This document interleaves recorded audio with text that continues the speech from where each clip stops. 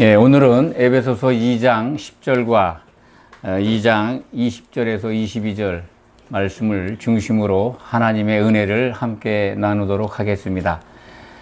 에베소서 2장 전체를 우리가 다 봉독하기에 시간이 부족하고, 그래서 10절과 20절, 21절, 22절만 우리가 함께 같이 읽었습니다. 10절의 말씀을 우리가 같이 읽었습니다만, 여러분들 그 말씀 속에서 아주 놀라운 사실을 발견할 수 있을 겁니다.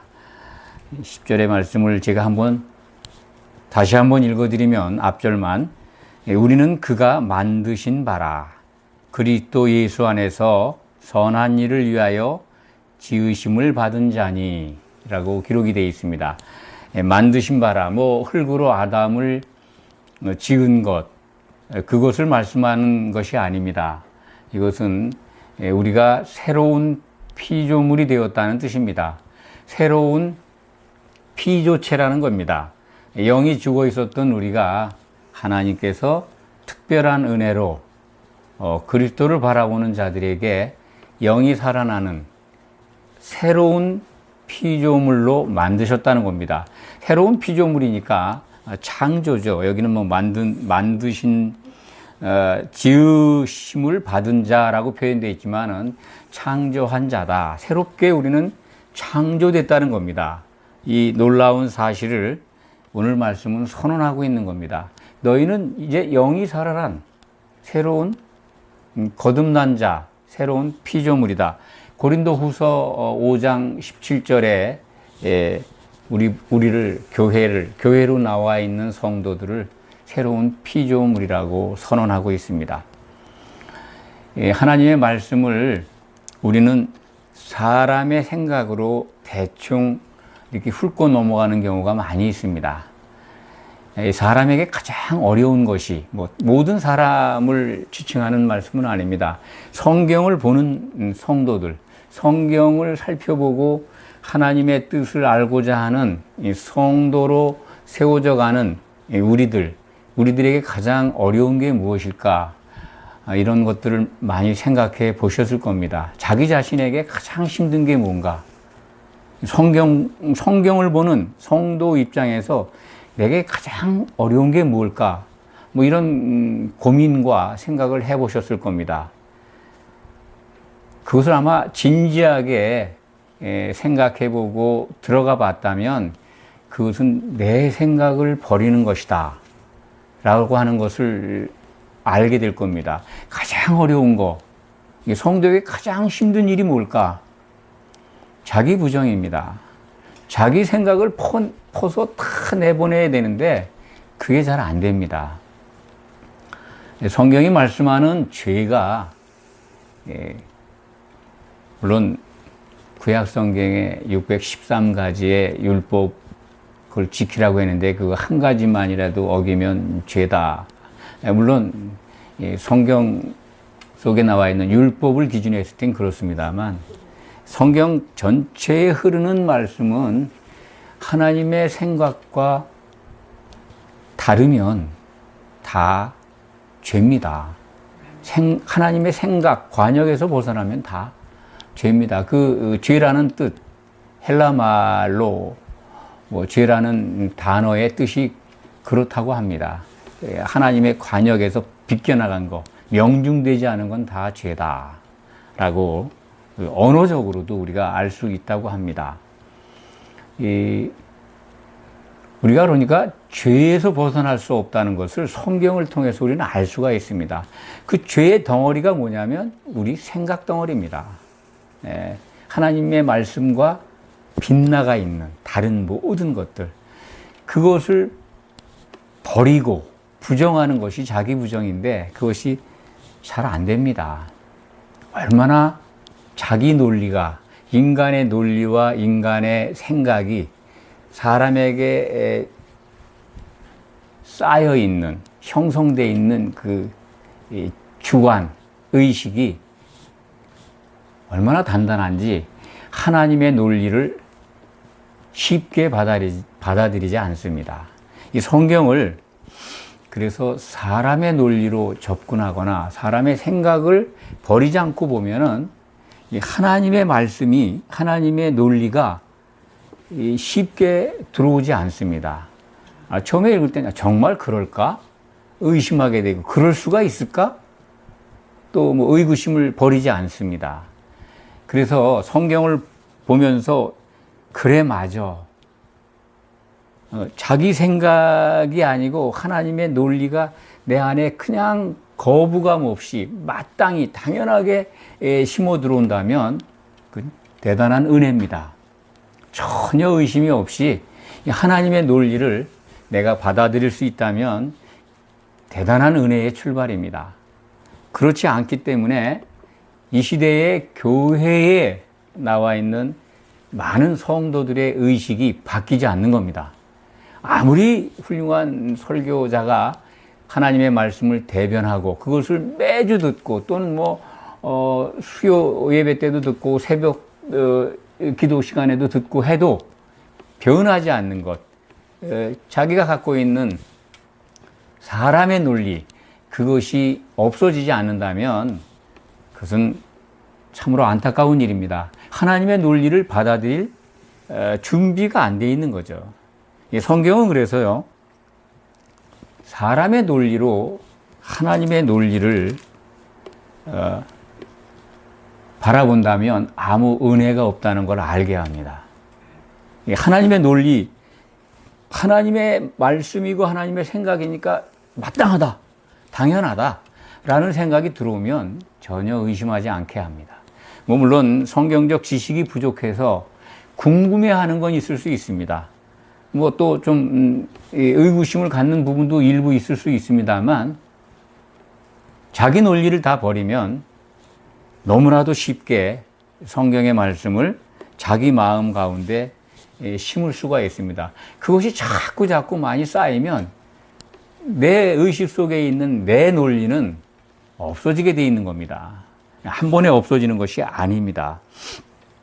오늘 말씀은 이 교회에 관한 하나님의 논리를 우리에게 일러주시는 겁니다. 2장 10절에 우리라고 하는 게 뭡니까? 우리가 성도들이죠. 사도를 포함해서 성도들입니다. 특히 이 에베소서 2장은 이방인들이 복음을 듣고 은혜로 구원을 받았다라고 시작을 하면서 우리라는 호칭을 쓰고 있지 않습니까? 우리, 바로 교회를 지칭하는 겁니다.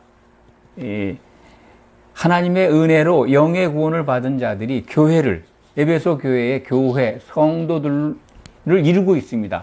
그들에게 보낸 편지입니다. 그러니까 우리는 그가 만드신 바라 이렇게 번역이 되어 있지만 하나님의 걸작품이다, 그런 뜻이라고 합니다. 아주 뛰어난 작품이다. 이 걸작이란 언어를 아실 겁니다.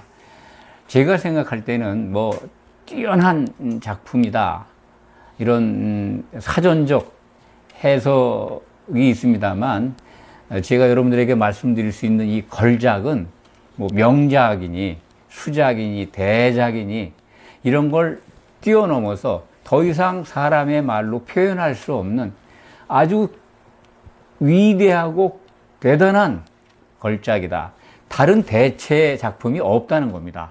이것을 능가하는 작품이 사람에게 있을 수 없다라는 뜻입니다. 그가 하나님이 만드신 최고의 걸작품이다. 성도들이 그렇습니다. 그런데 지금 그 걸작품이 완성된 거냐? 그렇지 않죠. 우리는 이 하나님이 계획하신 최고의 걸작품, 그것을 위해서, 그것으로 완성되기 위해서 지금 진행하고 있는 겁니다. 2장 22절에, 2장 맨 끝이죠. 하나님께서 마지막 완성하실 그 대걸작품은 22절에 나와 있습니다. 하나님이 거하실 처소라는 겁니다. 하나님이 거하실 처소로 지금 우리는 지어져 가고 있는 교회를 이루고 있는 성도라는 선언입니다. 그러니까 하나님이 계획하신 최고의 걸작품은 아직 완성되지 않았습니다. 우리는 그 완성품이 되어 가기 위해서 교회에 나와 있는 겁니다. 교회를 이루고 있는 겁니다. 이 성도 각자가 이런 본인의 신분, 정체를 정확하게 안다면 이것을 하나님의 논리로 아무런 의심 없이 완벽하게 받아들인다면 우리는 절대로 실족하는 일이 없을 겁니다. 사람의 논리로 자꾸 이런 것들을 이해하려고 하니까 교회 생활을 하면서도 하나님이 계획하신 목적과 뜻과 무관한 사람의 논리에 쫓아다니는 겁니다. 오늘 말씀을 통해서 교회라는 게 얼마나 이 특별한 곳인가, 교회라는 것을 사람의 눈에 보이는 것으로 자꾸 사람의 논리로, 사람의 전통으로, 사람의 수준으로 보려고 하니까 교회가 이상한 모양으로 가도 그것을 분별하지 못하는 겁니다. 깨닫지 못하는 겁니다. 교회가 얼마나 성경적이지 않은 모습으로 지금 진행되고 그렇게 인식되어 왔고 그렇게 만들어져 왔고 지금도 그렇게 따르고 있지 않습니까? 2000년 동안 예수님이 이 피로 사신 그 교회, 하나님이 피를 흘려 사신 그 교회, 그것을 인간의 논리로 변질시켜 왔습니다. 여러분들은 그것을 성경을 통해서 분별해야 합니다. 이 교회라는 것을 오늘 말씀을 통해서 이 정의를 한번 말씀을 드린다면 하나님이 자기 피로 사신 교회라는 것이 성경의 기록이지 않습니까? 하나님이 자기 피로 산 곳, 그 의미가 무엇일까요? 곰곰이 한번 생각해 보시기 바랍니다. 하나님이 사람이 되셨다는 것이 전제되지 않습니까? 하나님은 영이시니까 피가 없습니다. 그렇지 않습니까? 영적 존재니까. 그런데 사람이 되셔야 이 피가 있는 겁니다. 사람이 되셔서 피를 흘리고 대속제물이 되셔서 피를 흘리고 죽고 부활하셨다는 것이 포함되어 있습니다. 이 예수님이 흘리신 피가 죄가 없어야 우리를 구속합니다. 죄가 없다고 하는 것은 부활했다는 것이 부활 승천이 그것을 증거하는 겁니다. 하나님께는 죄가 있는 자는 못 갑니다. 그런데 예수님은 하나님이 계신 셋째 하늘로 승천하셨습니다. 하늘들을 뚫고. 그러니까 그 말씀 속에 하나님이 자기 피로 산 교회 그 말씀 속에 모든 것이 담겨 있습니다. 그 피로 산 대상이 누굽니까? 우리들입니다, 우리들. 그러니까 하나님이 피를 흘려서 산 사람들이 모인 영적 공간, 그게 교회입니다. 그러니 그 공간에 들어와 있는 성도들이 얼마나 대단한 걸작품입니까? 물론 새 예루살렘으로 완성될 때까지 우리는 혼의 구원을 한 생각으로, 예수 그리스도와 같은 생각으로 한 몸을 이루어가는 과정에 있습니다. 그것이 이루어질 때 성경은 일러줍니다.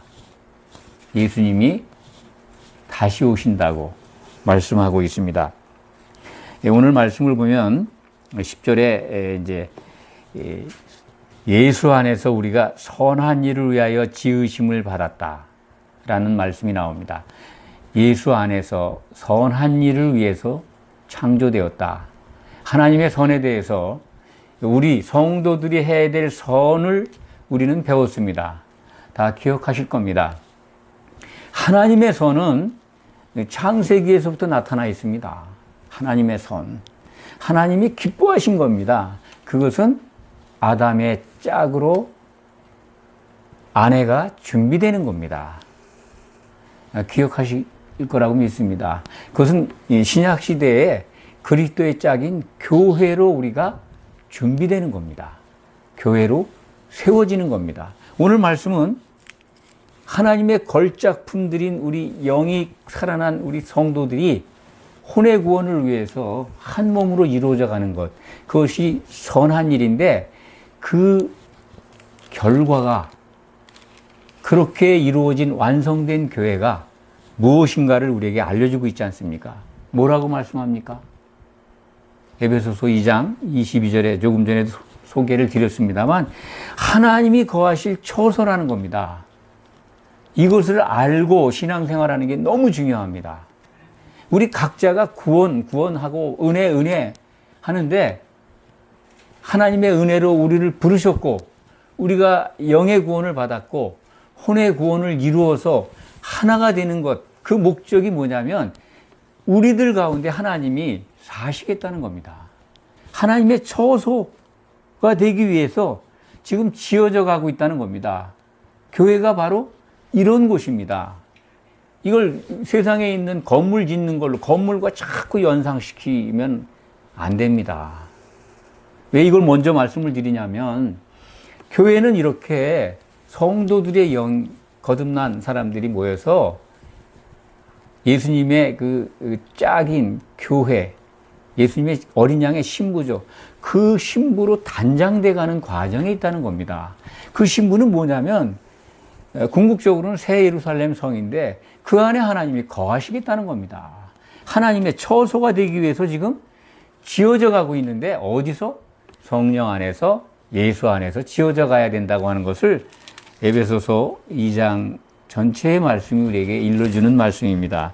이것을 먼저 확실하게 하나님의 논리를 그대로 받아들이지 않으면 사람의 논리로 자꾸 분석을 하다 보면 생각을 하고 전통에 따르다 보면 우리가 지금 흔히 목격하고 있는 이 시대에 만연해 있는 교회에 대한 그릇된 인식, 그릇된 생각, 그릇된 섬김, 잘못된 교회관이 사람들에게, 그 믿는 자들에게 더욱더욱 강력하게 더 씌워질 겁니다. 헤어나질 못해요. 사람의 논리에서. 지금 교회는 건물이 아닙니다 하는 말도 불편해하게 들을 분들이 많습니다. 각자가 교회가 아닙니다 하도 그것도 불편해하는 사람들이 많이 있습니다. 각자가 신부가 아니고 예수님 곧 다시 오실 그 어린 양의 신부는 한 신부입니다 해도 굉장히 불편해합니다. 왜? 사람의 논리로 그것을 가르쳐 왔고 그렇게 받아들여 왔기 때문에 그렇습니다. 교회가 건물이 아닙니다. 오늘 말씀도 그것을 우리에게 일러주지 않습니까? 교회는 성도들입니다. 성도들이 예수님의 생각으로 모여서 같아지는 그런 영적 공간입니다. 그래서 예수님은 마태복음 18장 20절로 기억이 됩니다. 너희가 내 이름으로 두세 사람이 모인 곳에 나도 그들 가운데 있다. 예수님의 이름으로, 예수님과 같은 생각으로 주의 이름을 부르면서 모인 곳, 이 교회입니다. 오늘 예배 드리고 있지 않습니까? 그들이 모인 곳에 예수님이 함께 하신다는 것, 교회에 충만히 역사하시는 성령의 역할을 예수님은 자기 이름으로 보낼 성령이니까 함께 있겠다고 하신 겁니다. 그것이 교회입니다. 영적 공간입니다. 그런데 초대교회 이후에 교회는 로마 카톨릭이 국교로 정해지면서 교회의 건물에 매우 교회의 건물을 매우 중시했습니다. 구약 성전의 그 모습, 헤롯 성전 얼마나 화려하게 지었는지 또 오래 지었는지 우리는 성경을 통해서 압니다. 제자들이 뭐 예수님께 그걸 설명하고 자랑하려고 하잖아요. 이 성전이 얼마나 대단하냐고. 근데 예수님은 그 성전 돌 위에 돌 하나도 남기지 않고 다 무너뜨려질 것이라는 이 다니엘서 9장 26절에 기록된 말씀을 인용해서 제자들에게 설명을 합니다. 그 일이 주후 70년에 로마 장군에 의해서, 로마 병사들에 의해서 아주 돌 위에 돌 하나도 남기지 않고 다 성전이 파괴됐습니다. 뭐 일설에 의하면 그 벽돌과 벽돌 사이에 이 황금이 숨겨져 있다는 소문이 그 당시에 병사들에게 퍼졌대요. 그래서 벽돌 사이에 있는 금을 찾기 위해서라도 하나도 남겨두지 않았다. 그런 일화가 있습니다. 사실인지 아닌지 모르지만 하여튼 하나님이 정하신 대로 성전이 파괴됐습니다. 왜 파괴했을까요? 이제 건물 성전은 필요 없다는 뜻 아닙니까? 예수님의 육체가 성전이라는 겁니다. 그 예수님이 자기 자신의 몸이 성전이라고 얘기하셨고 그 몸을, 영적인 몸을 남겨놓으신 겁니다. 그게 교회입니다. 그런데 오늘 2장 20절에 보면 그 교회가 너희는 이라고 나오죠. 너희가 바로 성도들이지 않습니까? 성도들이 모인 그 교회, 성도들이 사도들과 선지자들의 터 위에 세우심을 입은 자라. 교회라는 겁니다.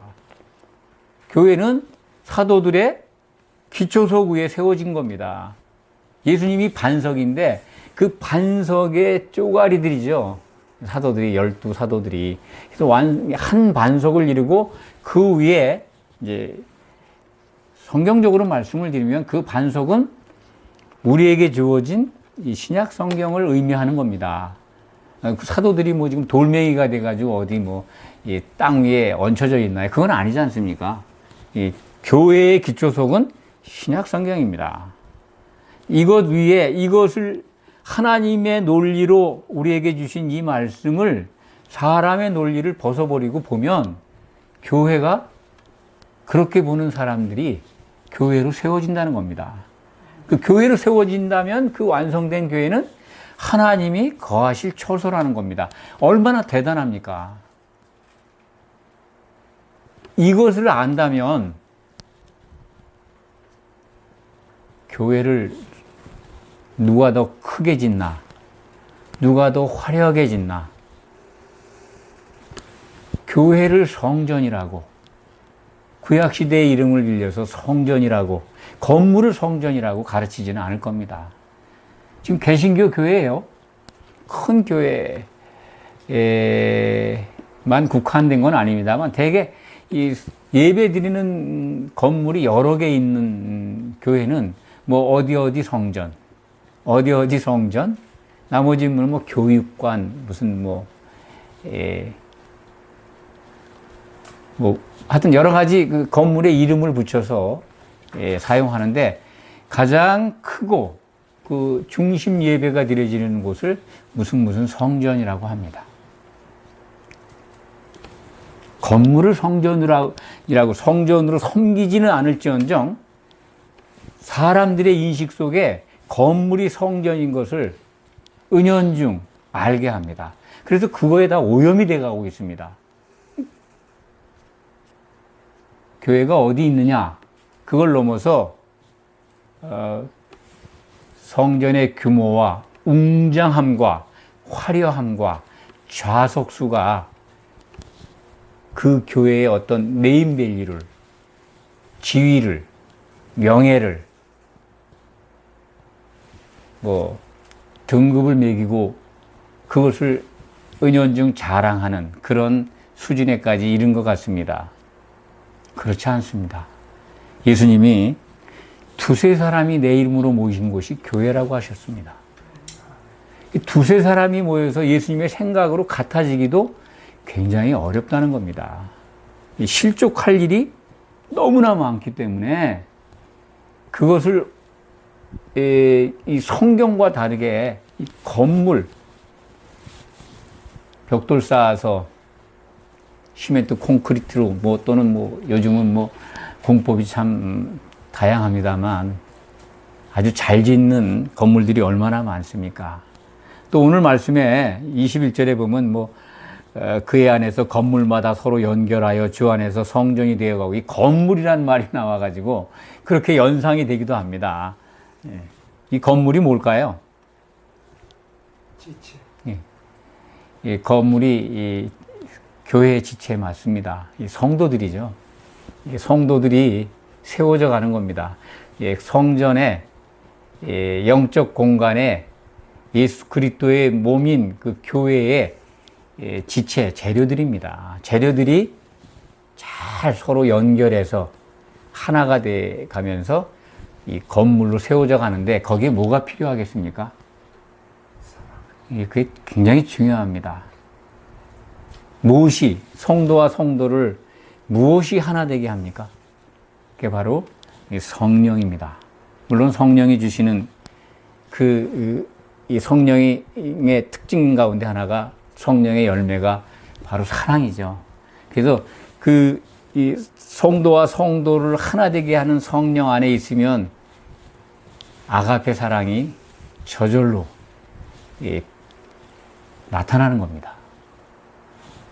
교회의 열매에 대해서도 지난주에 말씀을 드린 바 있습니다만, 교회에 대한 오해 때문에 그 열매도 사랑이라는 열매가 아니고 숫자에, 그래서 더 많이, 더 크게 양적 팽창을, 부흥을 부정하는 게 아닙니다. 부흥이라는 단어는 없습니다. 성경에는. 자세히 원문을 살펴보면 그렇습니다. 그렇기 때문에 예수님은 두세 사람이라고 말씀하신 것 같습니다. 어쨌든 이 교회의 열매는 그런 숫자가 아니고 성도들이 그리스도의 생각으로 하나가 되어서 나타나는 열매다. 그 열매가 크면 클수록 그것은 하나님의 영광이 나타나는 겁니다. 그래서 하나님은 영광을 받으시는 겁니다. 교회에 대한 오해, 이 건물을 성전으로 이해시켜서 나온 또 다른 오해들이 참 많습니다. 이 건물이 성전으로, 거룩할 성자, 이 성전이라고 인식하게 되니까 교회에서 쓰는 모든 도구나 비품이나 기구들이 다 그 앞에 성자가 붙어버렸습니다. 이 강대상을 이제 성구라고 그러죠. 성구. 또 여러 가지 비품들, 성구, 또 뭐라 그럽니까? 예? 성기, 성의, 이렇게 구별돼서 있는 옷, 성의, 성가, 성극, 교회 안에서 이렇게 연극을 해도 그건 성극입니다. 성경에 있는 내용을 가지고 이제 하니까 그렇게 붙이는 것 같은데, 그렇게 인식을 하더라도, 그렇게 부르더라도,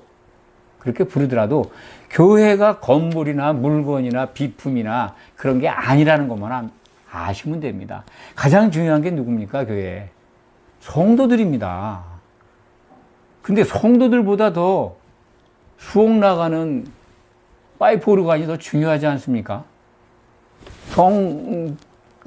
성전에 구성되어 있는 비품들이, 예배를 지원하는 여러 가지 악기들이 또는 도구들이 다 정말 존중받아야 되고 높이 이름을 받아야 될 성도들에 대해서는 성도라고 안 부르고 교인이라고 부릅니다. 교인. 그런 표현이 있을까요? 신약 성경에 예수님이 유대교 교인들을 얘기하는 그 유대교에 속한 사람을 이렇게 하나를 데려오면 더 지옥 자식이 되게 한다라는 그 표현을 우리말 번역은 교인이라고 이렇게 번역이 되어 있습니다만, 신약 시대에 예수 그리스도를 믿는 자들을 교인이라고 부른 곳은 없습니다. 왜 이 성경에 기록되어 있는 제자나 형제나 성도라는 이름을 버리고 교인이라고 부릅니까? 누가 그렇게 만들었습니까? 한번 생각해 보십시오. 성구, 성의, 성가, 성극 다 성자를 붙이고 성전, 이것이 다 이 성전 숭배, 성전 섬김 사상, 인간의 논리에서 나온 겁니다. 하나님의 논리는 그런 거 없습니다. 제일 중요한 게 성도들입니다. 그것이 교회라는 겁니다. 이런 오해 때문에 오늘날 교회가 방향을 잃어버린 겁니다. 뭐 다 그런 건 아니겠습니다만 요소요소에 숨어있는 주의 종들이 많이 있습니다. 그분들로부터 나오는 아주 올바른 참된 복음이 선포되는 곳도 많이 있습니다. 또 그것을 사모하는 성도들도 많이 있습니다만 세상에 좀 이름이 나 있고 회자되는 그런 교회들일수록 성도라고 안 부르고 교인이라고 부르고, 교회 건물을 성전이라 부르고, 사람의 논리로 만들어낸 언어들로 그것들을 사용함으로써 사람의 인식을 오염시키고 있습니다. 멀쩡한 성도들의 머릿속에도 이상한 걸 심어놓고 있습니다. 그 배후에 누가 있겠습니까? 하나님의 일을 회방하는 이 선한 일을 위해서 걸작품을 만들어 가시는데, 선한 일을 하게 하기 위해서 우리를 교회의 성도로 부르셨는데 그들 성도 속에 악한 일을 하도록, 악한 일을 주관하는 자의, 그들이 기뻐하는 것에 부안내동했다고 할까요? 거기에 부응해서 이 성도들의 머릿속에 나쁜 걸 심어주고 있다. 저는 그렇게 말씀을 드립니다. 왜 건물이 교회가 아닌데 건물을 성전이라고 인식시켜서 오해를 하게 합니까? 그것뿐만이 아닙니다. 이 교회에 대한 오해는 고린도전서 3장 16절이 유명한 말씀입니다만 다 오해가 되죠. 여러 번 말씀을 드렸습니다. 너희는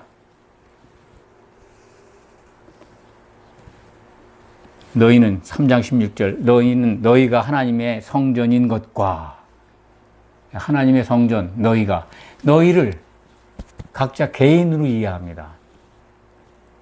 복수입니다. 성도들은 하나님의 한 성전이라는 겁니다. 하나님의 한 성전. 이게 이제 그 부정관사 하나라고 하는 것이 빠져 있는데 우리말 번역에 너희가 하나님의 한 성전인 것을 알지 못하느냐, 그런 뜻입니다. 성령은 그렇게 하나 된 곳에 오시는 분입니다. 성도들이 한 몸을 이루어서 예수님의 생각으로 같아진 그러한 교회에 충만히 임하시는 분입니다. 그것을 말씀하시는 겁니다. 각자가 교회가 되어버렸어요. 각자가 성전이니까 각자가 교회라고 하는 가르침을 서슴없이 강단에서 선포하고 있습니다. 그것을 당연히 마땅하게 받아들입니다. 성경적이지 않습니다. 그렇게 믿고 싶은 분들은 끝까지 그렇게 믿으시기 바랍니다. 그렇지 않습니다. 뿐만 아닙니다. 이 각자가 교회라는 생각, 그런 인간의 논리, 사람의 사상 때문에 각자가 그리스도의 신부라고 하는 데까지 발전해 있습니다. 각자 신부예요. 그래서 예수님이 오실 때 각자 신부로서 흠이 없어야 되고 잘 단장해야 된다고 인간적 선행을 열심히 하는 분들이 있습니다. 그렇지 않습니다. 다시 말씀드리지만 요한계시록 19장은 이 단장된 어린 양의 신부, 아내죠. 아내가 그 준비한 모습을 우리에게 보여줍니다. 아내가 자기 자신을 위해서 준비를 했는데 한 세마포 옷을 입고 있습니다. 한 세마포 옷을. 어린 양의 신부가 하나인데 한 세마포 옷을 입고 있는데 그 세마포는 성도들입니다. 복수입니다. 성도들의 옳은 행실이라는 겁니다. 그 세마포 옷 자체가 수많은 성도들이 예수님의 생각으로 같아져서 선을 행해서 이룬 것이라는 겁니다. 옳은 행실, 선한 행실. 선한 행실이 뭘까요? 오늘 에베소서 2장 10절에 우리가 읽었지 않습니까? 선한 행실을 위해서 하나님이 우리를 지으셨다. 예수 안에서 선한 일을 위하여 창조하신 겁니다. 새롭게 우리가 태어난 피조물입니다. 선한 일, 바로 예수님의 몸으로 하나 되는 게 선이라고 늘 말씀드렸습니다. 그게 하나님이 기뻐하시는 겁니다. 가장. 그래서 새 계명이 필요하고 그것을 위해서 보혜사 성령이 필요한 겁니다. 이것이 하나님이 우리를 부르신 목적이고, 그리고 우리가 교회로 나와 있는 목적입니다. 그래서 최종적으로 하나님의 그 대체할 수 없는, 이 세상에 어떤 것도 대체할 수 없는 최고의 걸작품, 새 예루살렘을 하나님은 완성하실 겁니다. 그 계획을 가지고 우리를 이렇게 은혜 가운데에서 구원에 이르게 했고, 영의 구원을 받게 했고, 영의 구원을 받은 자들이 이제 한 몸으로, 한 혼으로 예수님의 몸으로 세워지도록 성령은 역사하고 계신 겁니다. 이 완성된 그 교회, 어린 양의 신부로 등장한 새 예루살렘 성, 그곳이 뭐라고 했습니까? 하나님이 거하실 처소가 되는 겁니다. 하나님이 우리와 함께 사시겠다는 거예요. 우리 안에. 우리는 오해합니다. 하나님이 집을 잘 지어 놓고서 선을 행한 자들은 큰 집을, 또 믿음 생활을 조금 대충 한 사람들은 작은 집을, 천국에 가면 구원받은 성도들의 등급이 있어가지고 상이 크다고 하니까 오해하는 분들이 많습니다. 천국에 가서 부자로 살겠다고 하는 분들도 있습니다. 그렇지 않습니다. 하나님이 준비하신 어떤 우리가 눈으로 보는 그런 대궐 같은 집들에 가서 사는 게 아니라 하나님은 우리 가운데 오셔서 사신다는 겁니다. 얼마나 생각이 잘못됐습니까? 그리고 우리가 얼마나 대단한 존재들입니까? 사람과 정말 비할 수가 없는 창조주 하나님이 우리와 함께 사시겠다는 겁니다. 우리가 재료가 된 하나님의 집에서. 이걸 안다면 얼마나 감동스럽습니까? 신앙생활을 대충 할 수 있겠습니까? 하나님의 선이 뭔지 궁금해서 성경을 보지 않겠습니까? 사람의 논리를 버리지 않겠습니까? 사람의 사상 같은 거는 내버리지 않겠습니까? 아주 혐오스러워하지 않겠습니까? 하나님의 논리로 성경을 보셔야 합니다. 그래야 하나님이 계획하신 대로 하나님이 사실 처소, 그것이 만들어지는 곳에 여러분들이 크게 재료로 쓰임받는다는 것입니다. 그것을 잊지 마시기 바랍니다. 기도하겠습니다. 아버지 하나님, 감사합니다. 하나님이 거하실 처소가 되기 위해서 우리가 이렇게 예배에 임하고 있습니다. 하나님의 논리를 기쁘게 받아들이며 하나님이 약속하신 것이 반드시 이루어진다는 그 확신 가운데 그 믿음을 받아들이고 있습니다. 예수 그리스도께서 주신 그 믿음을 우리는 너무나도 소중하게, 귀하게 받아들입니다. 그 안에 거하고 있습니다. 끝내 우리는 하나님이 목표하신 새 예루살렘, 예수 그리스도의 신부된 그 성 안에서 하나님과 함께 살 것을 확신합니다. 하나님의 처소가 우리 가운데 있을 것을 믿어 의심치 않습니다. 이 놀라운 복을 주신 하나님 아버지 참으로 감사합니다. 예수 그리스도의 이름으로 간절히 기도하옵나이다. 아멘.